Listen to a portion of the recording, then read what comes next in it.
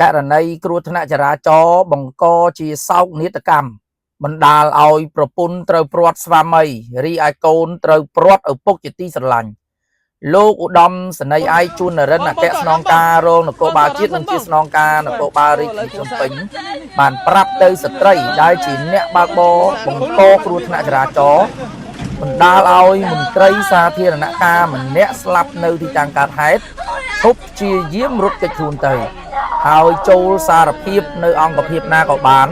ដោយពេលនេះសមត្ថកិច្ចបានបិទច្រកអស់ហើយសមត្ថកិច្ចជំនាញកំពុងតែតាមចាប់ខ្លួន